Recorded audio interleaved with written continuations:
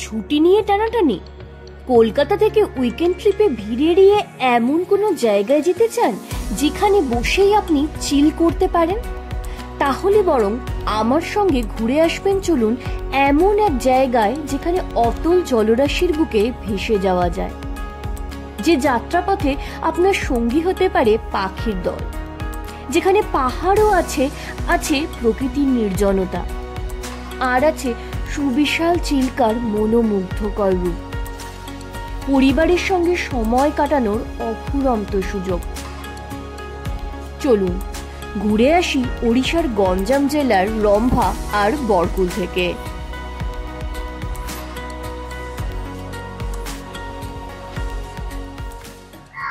Hello friends, আমি সুস্মিতা চলে এসেছি টোটো কোম্পানির আরো একটা নতুন ব্লগ নিয়ে। আজকে আমি রয়েছি ওড়িশার রম্ভায়, রম্ভার ওটিডিসি পান্থনিবাসে। এইখান থেকে এই রম্ভা আমি ঘুরিয়ে দেখাবো। আজকে যাব রম্ভায় বোটিং করতে, পরদিন আবার যাব বরকুল। তো প্রথমেই বলে রাখি, এই ট্রিপটা একটু আলাদা, বিকজ প্রথমবার আমি সোলো ট্রাভেল করছি। তোমরা দেখতে থাকো এই ব্লগটা, আশা করছি খুব ভালো লাগবে। এই ব্লগে আমি বেড়ানোর বিভিন্ন অভিজ্ঞতা, বিভিন্ন দিক তো তুলে ধরবো, তার সঙ্গে থাকবে একলা বেড়ানোর এক্সপিরিয়েন্স কেমন, তার সুবিধে কোথায়, অসুবিধে বা কোথায়। তোমরা দেখতে থাকো ব্লগটা। রম্ভা ও বরকুল সিরিজের প্রথম ভ্লগেই আমি দেখিয়েছিলাম কিভাবে হাওড়া থেকে রাতের ট্রেন ধরে আমি সকালবেলা এসে নামলাম বালুগাঁও স্টেশনে। সেখান থেকে অটো ধরে রম্ভা। আমি ছিলাম ওটিডিসির পান্থনিবাসে। পান্থনিবাসের বারান্দা থেকে রম্ভার এই যে ভিউটা পাওয়া যায় সেটা কিন্তু অসম্ভব সুন্দর। বারান্দাতে বসেই দীর্ঘ সময় কাটিয়ে দেওয়া যায়। আর এই ভ্লগে থাকবে পান্থনিবাসের আনাচ কানাচের ছবি, আর থাকবে রম্ভায় বোটিং করতে গেলে কত চার্জ, কি পয়েন্ট আছে, সেই সমস্ত কিছু। আর অবশ্যই রম্ভার বোটিং এর অভিজ্ঞতা তো আপনাদের সঙ্গে আমি শেয়ার করবই। দেখতে থাকুন ভ্লগটা, আশা করি খুব ভালো লাগবে।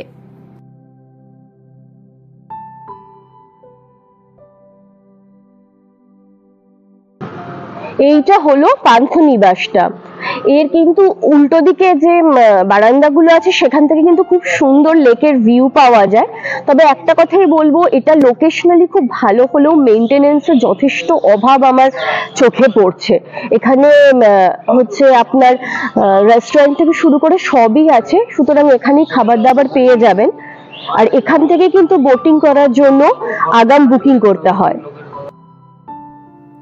ওই যে দেখছেন রাস্তাটা, ওখান দিয়ে কিন্তু একদম রম্ভার পান্থনিবাসে গাড়ি চলে আসে। মানে আমি এসেছিলাম বালুগাঁও স্টেশন থেকে। নিয়ারেস্ট বড় স্টেশন বলতে বালুগাঁও। এই বালুগাঁও থেকে রম্ভা দূরত্ব মোটামুটি 34-35 কিলোমিটার। আমি অটো করে এসেছিলাম। আমি যেহেতু সোলো ট্রাভেল করছি এবং আমার বালুগাঁও স্টেশনে দুটি বাঙালি পরিবারের সঙ্গে পরিচয় হয়ে গিয়েছিল, যারা কিন্তু এই পান্থনিবাসে আসছিলেন, তাদের সঙ্গে আমি অটো শেয়ার করে নিয়েছিলাম। অটোর ভাড়া পরে বালুগাঁও থেকে পান্থনিবাস পর্যন্ত আসতে 700 থেকে 800 টাকা, একটু বার্গেনিং করতে হয়। আর সোলো ট্রাভেলের ক্ষেত্রে আমি যেটা বলবো, অবশ্যই চেষ্টা করবেন যানবাহন বা যতটা সম্ভব কোনো কিছু হলে শেয়ার করে নেওয়ার। তাতে কি হয় না, সোলো ট্রাভেলারদের তো খরচ একটা খুব বড় বিষয় হয়ে দাঁড়ায়, তো সেক্ষেত্রে পকেটে একটু চাপটা কম পড়ে। আমিও সেইভাবেই মানে খরচ কিছুটা বাঁচানোর জন্যই ওই অটোটা শেয়ার করে নিয়েছিলাম।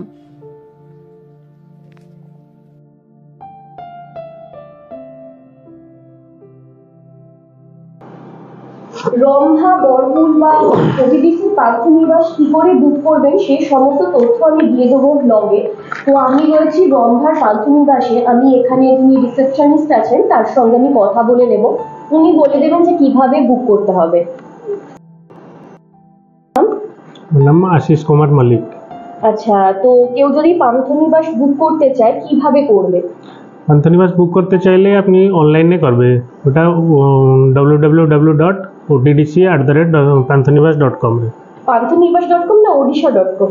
bookOdisha.com রে হচ্ছে, ওটা panthanivas.com রে भी হচ্ছে, দুটাই মানে দুটোতেই হবে, bookOdisha.com আর panthanivas.com দুটোতেই করা যাবে। আর আপনার এখানে ধরুন যদি কেউ চলে আসেন, মানে স্পটে চলে আসেন, রুম খালি থাকে, তাহলে কি এখানে এসে রুম খালি থাকলে ওটা আমি অনলাইনে ব্লক করে রুমটা অন স্পট রে সেল করে পারবে। আচ্ছা, আর কি রকম রেঞ্জের ঘর আছে এখানে, মানে কি ধরনের ধরনের? এখানে 4 টাইপের ঘর আছে। একটা ডিলক্স রুম আছে, ওটা 1500 প্লাস 12% জিএসটি আছে। তার উপরে আছে এক্সিকিউটিভ ঘর আছে, ওটা 1750 প্লাস জিএসটি।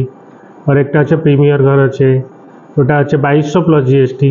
আর একটা কটেজ আছে, ওটা 3200 প্লাস জিএসটি আছে। আর সব রুমে কি এসি আছে? সবাই রুমে এসি আছে। আর এখান থেকে যদি আপনার মানে এখানে রম্ভার যে বোটিংটা হয় সেটা কি এখান থেকে বুক করতে হয়? তো এখানে রিসেপশন থেকে भी হয়, এটা বোর্ড কাউন্টারে भी ওখানে भी রিসেপশনেও বুক করা যায়। যদি একটুখানি বলে দেন যে কি কি আছে বোটিং এ, কি কি? বোটিং এ এখানে ম্যাক্সিমাম 3টে স্পট আছে।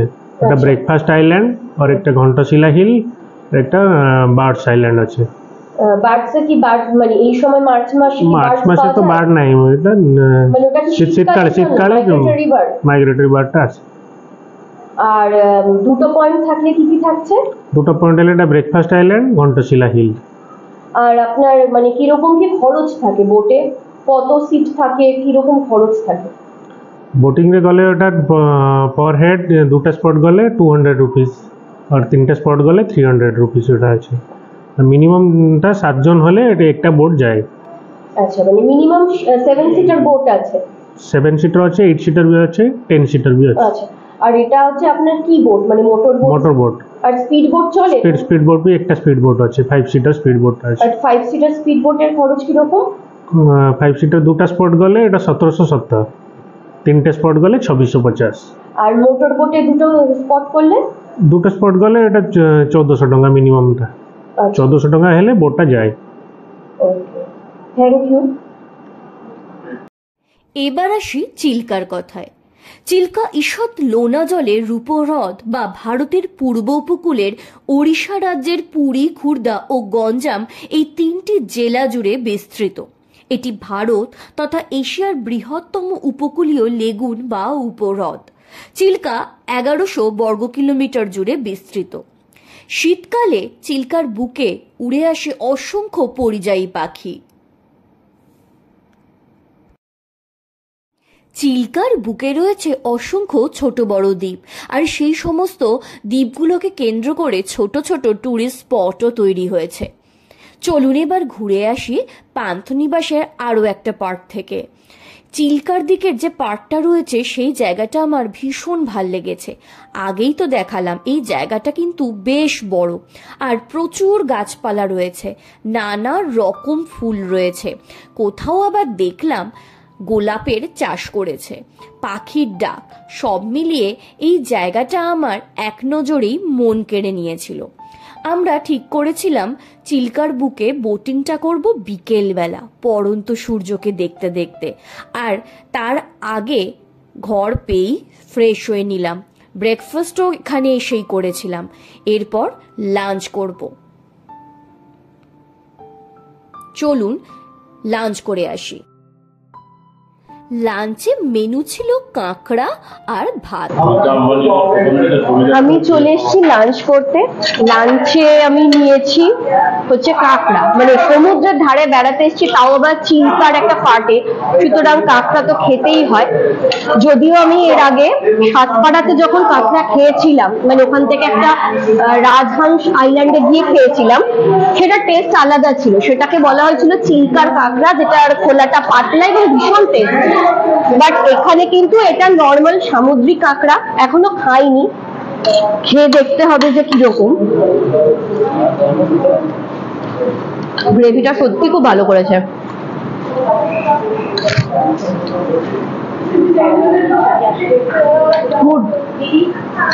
দারুণ খেতে। মানে আমি লাঞ্চে নিয়েছি ভাত আর কাঁকড়া, আর কিছু না, এটাই আপাতত থাকছে। রম্ভার পান্থনিবাসের রেস্টুরেন্টটা এসি ছিল আর রান্না ছিল জবরদস্ত। কাঁকড়াটা নিয়েছিল 350 টাকা, কিন্তু স্বাদ মুখে লেগে আছে। রম্ভার পান্থনিবাসে এলে আর কাঁকড়ায় অ্যালার্জি না থাকলে অবশ্যই গরম ভাতের সঙ্গে এই কাঁকড়ার প্রিপারেশনটা ট্রাই করবেন। একদম আমি গ্যারেন্টি দিয়ে বলতে পারি মুখে লেগে থাকবেই। এবার রেডি হয়ে বেরিয়ে এলাম রম্ভার দিকে বোটিং করতে। পান্থনিবাসেরই পিছন দিকে গেট রয়েছে, সেই গেট দিয়ে বেরোতেই দেখলাম দুপাশে ছোট ছোট স্টল বসেছে আর এই সোজা রাস্তা গিয়ে ধাক্কা খাচ্ছে চিল্কায়। এই জায়গাটাও বেশ সুন্দর, বাঁধানো চত্বর, দুপাশে গাছপালা রয়েছে আর এখানে এলে দেখা মিলবে নানা ধরনের কোস্টাল বার্ডের। রম্ভার ভিউটা জাস্ট অসম্ভব সুন্দর। আর এইখানটাতে আমি একটু বড় করার চেষ্টা করছি, ধরা পড়বে কিনা জানি না, অনেকগুলো কিন্তু পাখি রয়েছে। অ্যাকচুয়ালি এই মানে রম্ভাতে কিন্তু শীতকালে প্রচুর মাইগ্রেটরি বার্ড আসে। এখন কিছু পাখি রয়েছে, খুব একটা ভালো হয়তো আসছে না। এই যে ভিউটা সম্ভব সুন্দর। এই রম্ভাতে এসে পাখির ছবি তুলতে গিয়ে কি অবস্থা হয়েছে, এই যে আমি কাদায় পুরো ডুবে গেছিলাম, সেইখান থেকে উঠে এসে কোনো রকমে পা ধুচ্ছি। আর দেখতে দেখতে বোটিং এর সময় হয়ে গেল। বিকেল 4:15 নাগাদ আমরা ভেসে পড়লাম চিল্কার বুকে। পড়ন্ত বেলায় উড়ন্ত পাখি, যেদিকে চোখ যায় শুধু জল আর জল। প্রবল হাওয়া চোখে মুখে এসে ঝাপটা মারছে। সব মিলিয়ে বিকেলটা এতটা সুন্দর হতে পারে সত্যি বলছি আগে থেকে কিছুতেই বুঝতেই পারিনি। চারপাশটা অসম্ভব সুন্দর লাগছিল আর এই সৌন্দর্য উপভোগের জন্যই তো বেড়াতে আসা। যদি রম্ভায় বেড়াতে আসেন আর এইভাবে চিল্কার বুকে ভেসে বেড়ান তাহলে অবশ্যই হয় সকালের দিকটা আর নয়তো একদম বিকেলের দিকটা চুজ করবেন। আর এই পাখিগুলোকে সামান্য খাবার দিতে তারা তো আমাদের পার্মানেন্ট সঙ্গী হয়ে গেল। দেখছেন কিভাবে ঝাঁকে ঝাঁকে উড়ে আসছে, দেখে মনে হচ্ছিল এটা যেন আমরা কোনো ডিসকভারি চ্যানেল দেখছি।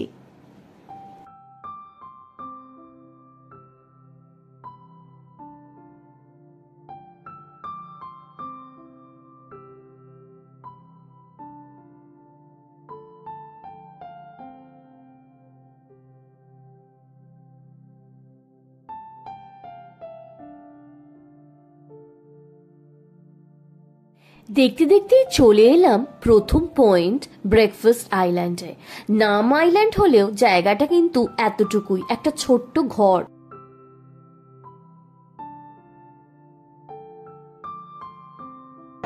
আমি চলে এসেছি ব্রেকফাস্ট আইল্যান্ডে। ব্রেকফাস্ট আইল্যান্ড মানে কিন্তু ঠিক আইল্যান্ড না, শুনেছি কেউ কোনো একটা সময় এখানে নাকি ব্রেকফাস্ট করেছিল, তারপর থেকে এই জায়গার নাম ব্রেকফাস্ট আইল্যান্ড। জায়গাটা হচ্ছে একদম এই লাগুন মানে রম্ভার যে লেকটা রয়েছে তার মধ্যে একটা ছোট্ট বাড়ি মতো।